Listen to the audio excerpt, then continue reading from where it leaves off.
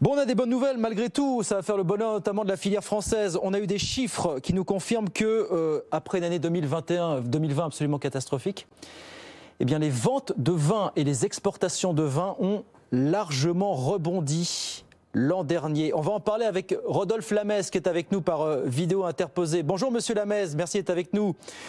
Je rappelle que vous êtes directeur général de Vinexposium, le grand salon international du vin qu'on ne présente plus. Je donne un chiffre qui ne parle pas forcément à grand monde, Monsieur Lamez. 236 millions d'hectolitres. Voilà ce que la planète a consommé en vin l'an dernier. Chiffre qui a remonté pour la première fois depuis plusieurs années. Est-ce que vous dites c'est un chiffre qui a remonté artificiellement parce que 2021 était une année particulière? Est-ce que ça ne risque pas de se dégonfler finalement dans la foulée? Je pense qu'il y a un petit peu des deux, effectivement. 2021 fait suite à une année 2020 qui a été marquée par le confinement de manière quasiment globale dans le monde.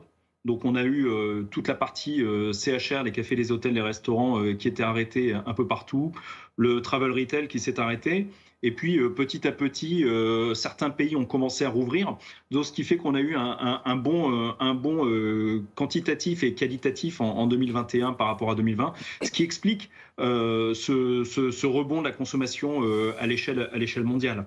Ouais. J'avais une question à vous poser notamment sur le fait que oui, la consommation augmente, mais la production de vin, elle baisse, moins 1% à l'échelle de la planète parce que de plus en plus, on est exposé aux aléas climatiques. Est-ce que c'est un phénomène qui va s'accentuer et comment est-ce qu'on y répond, Monsieur Lamez? Alors, c'est un phénomène avec lequel on va devoir vivre. Hein. Le dérèglement climatique, c'est une réalité. La vigne est le premier végétal qui en subit les conséquences.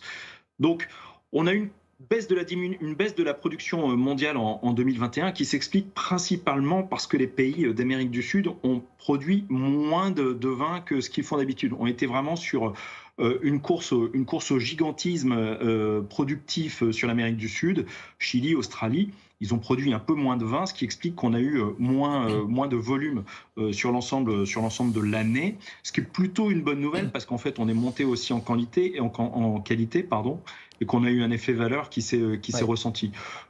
Voilà, d'une année sur l'autre, ce qu'on observe depuis quelques temps déjà, c'est que tantôt un pays va être frappé par le gel, par la pluie, par la foudre, par le grêle, pardon, et puis un autre pays va compenser. Donc voilà, mais évidemment, le dérèglement va être un phénomène à surveiller et avec lequel il va falloir faire avec. Précision, la production baisse de 1% au plan mondial en 2021, mais la France c'est moins 19%, notamment à cause du fort épisode de gel du mois d'avril, évidemment. Exactement. Ça fait malgré tout que la France reste le 3e plus grand exportateur mondial en volume. Sur quoi elle va se faire la différence pour conserver cette place ?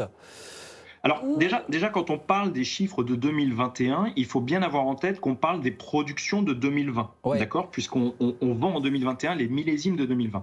Donc en 2021, on a effectivement, vous le disiez, hein, la France, c'est 15 milliards d'euros d'excédent, c'est 15 milliards d'euros de chiffre d'affaires, et puis c'est 14 milliards d'euros d'excédent dans la balance commerciale. Donc c'est quand même conséquent. Le premier excédent, c'est l'aéronautique et c'est 19 milliards. Oui. Donc vous voyez, la filière vin et spiritueux est juste derrière. En 2021, donc elle a très bien performé. Il faudra être vigilant par contre sur les chiffres à l'export de 2022 parce que c'est là où on va malheureusement pâtir du manque de volume de 2021. Ouais. À suivre évidemment dans les prochains mois. Merci beaucoup Rodolphe Lamez, merci d'avoir été avec nous, directeur général de Vinexposium. Alors est-ce que vous me permettez de préciser que le salon s'exporte évidemment, vous êtes un peu partout dans le monde, vous êtes en Asie je crois pour essayer de relancer le business à l'heure actuelle. Voilà, donc on va vous retrouver un peu partout. Et il y a des salons prochainement un peu partout en Europe, comment ça se passe pour vous là dans les prochains mois? Alors nous, notre plus gros salon évidemment il est à Paris, il a eu lieu en février, c'était pour ça qu'on s'était rencontrés. Mais là on est d'ores et déjà en train de travailler sur 2023 et évidemment on anticipe dès maintenant la reprise des voyages et de l'activité avec l'Asie. Je ne peux pas vous en dire plus pour le moment, mais nous avons un projet ambitieux sur 2023. Eh ben, on l'espère tous en tout cas. Merci beaucoup Rodolphe Lamez, merci d'avoir été avec nous.